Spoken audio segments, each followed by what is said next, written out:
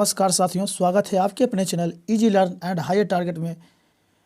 आज के इस सेशन में हम चर्चा करेंगे ऑटोमोबाइल इंजीनियरिंग, जो कि मैकेनिकल इंजीनियरिंग के 5th सेमेस्टर वालों को पढ़ना है। दोस्तों चलिए हम आपके टाइम को बिना ख़राब किए हम वीडियो स्टार्ट करते हैं। दोस्तों पिछले वीडियो में हमने first unit introduction to basic structure of an automobile के सारे टॉपिक को कवर कर लिया था। तो हम इस वीडियो में सस्पेंशन सिस्टम को स्टार्ट करेंगे, जो कि यूनिट 4 में है आपके सिलेबस के अनुसार।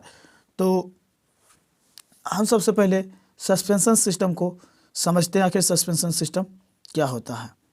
ये जो फिगर है, इस फिगर में ये जो सिस्टम दिखाया गया है, इसे हम सस्पेंशन सिस्टम कहते हैं। तो सस्पेंशन सिस्टम के बारे में कुछ डिफिनेशन लिखा गया है। ये कहता है कि it is essential part of an automobile vehicle whenever the vehicle runs over irregular surface due to this sudden shock is commonly known a jerk is produced. If jerk is transmitted inside the vehicle, it will create uncomfortable to the passenger, and therefore eliminate this jerk we required a system is known as suspension system. It means ये हुआ कि suspension system जो है बहुत ही ज़रूरत, बहुत ही मान लीजिए नेसेसरी पार्ट होता है। कब? जब मान लीजिए कि आपके व्हीकल इरेगुलर रोड के ऊपर से जब गुजरता है, तो उस समय सडन शॉक आता है, सडन कुछ झटके लगते हैं। उस झटके को कॉमनली जानते हैं, जर्क के नाम से जानते हैं, वो प्रोड्यूस हो जाता है, वो लगता है। यदि वो जर्क जो है वो व्हीकल के अंदर ट्रांसमिट किया जाएगा, तो क्या होगा, उससे वो पैसेंजर जो होता है उसे इनकम्फर्टेबल लगेगा। सो क्या होता है कि उस जड़ को एलिमिनेट करने के लिए हमें रिक्वायर होती है एक सिस्टम की, उसे हम सस्पेंशन सिस्टम कहते हैं।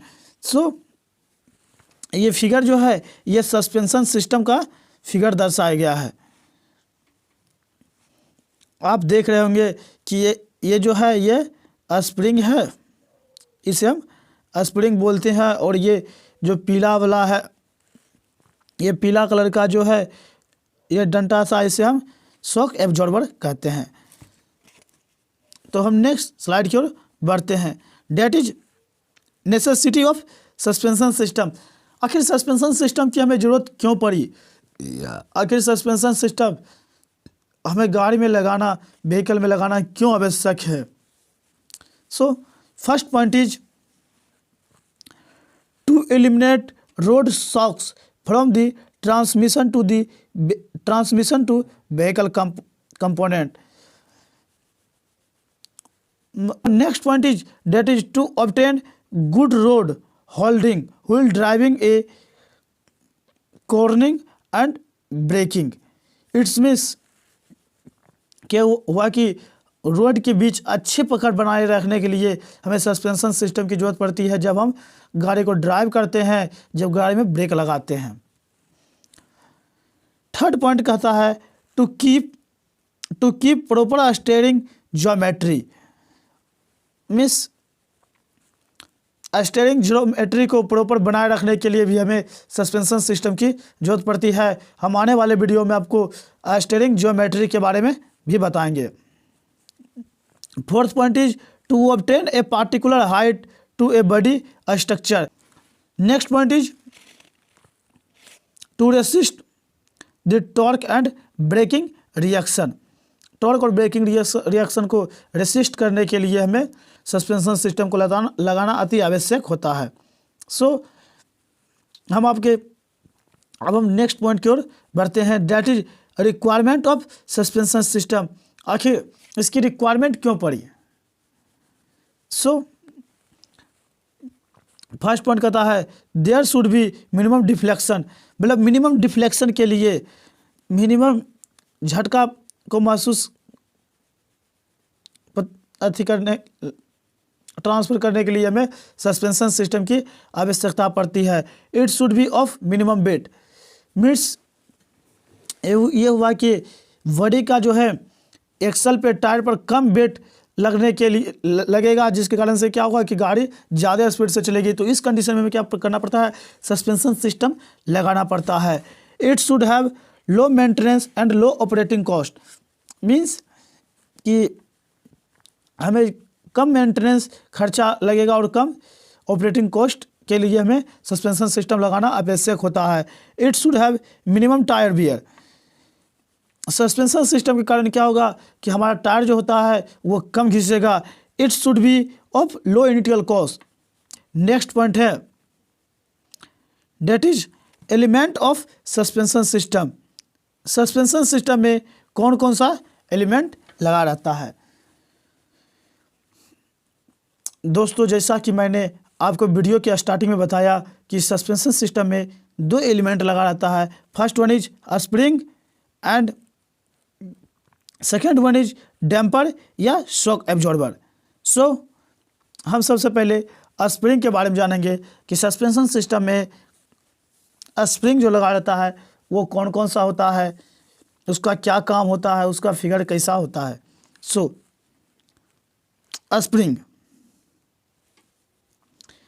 स्प्रिंग इज ए डिवाइस और element which absorb the sudden shock or impact and starts oscillating। Means spring जो है वो एक डिवाइस है जो क्या करता है, वो शॉक को एब्जॉर्ब करता है और इम्पैक्ट करता है और स्टार्ट क्या करता है, ऑसिलेशन में, मतलब वो अप डाउन करने लगता है। Next point is types of spring used in suspension system. Means suspension system में किस किस प्रकार का स्प्रिंग लगा रहता है। First one is leaf spring. So दोस्तों, लीफ स्प्रिंग क्या होता है कि they are steel strip made up of mild steel.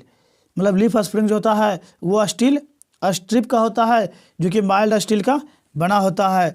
The steel strip are join together with the help of central bolt. Means leaf spring जो होता है strip जो होता है वो एक दूसरे के साथ ज्वाइंट किया जाता है और बीच में एक सेंट्रल बोल्ट के द्वारा एक दूसरे से कस दिया जाता है। The end of leaf spring is mounted with the chassis. Leaf spring का जो एंड होता है उस दोनों एंड पे क्या करते हैं, हम चेचिस से माउंट कर देते हैं। और इसका जो यूज होता है लीफ स्प्रिंग का, ये मेन रूप से rear portion of heavy vehicle, means heavy vehicle के पीछे वाले पोर्शन, पीछे वाले टायर में इसका उपयोग किया जाता है। सो ये आपका फिगर है, ये देख लीजिए, यह स्ट्रिप है जो कि बहुत सारे स्ट्रिप से मिलकर बना हुआ है। और यह बोल्ट जो लगा हुआ है इसे सेंट्रल बोल्ट या मास्टर क्लैंप, इसे सेंट्रल बोल्ट या मास्टर क्लैंप भी बोलते हैं।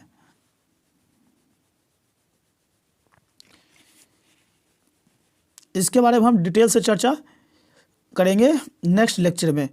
सो second type of spring is that is helical coil spring. Helical coil spring.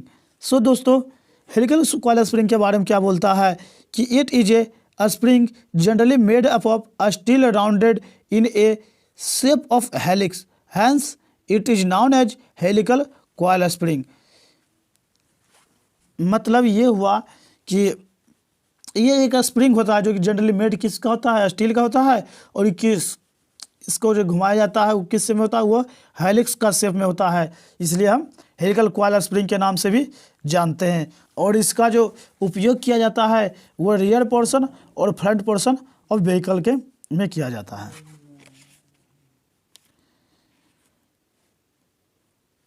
Next type of spring is that is rubber spring.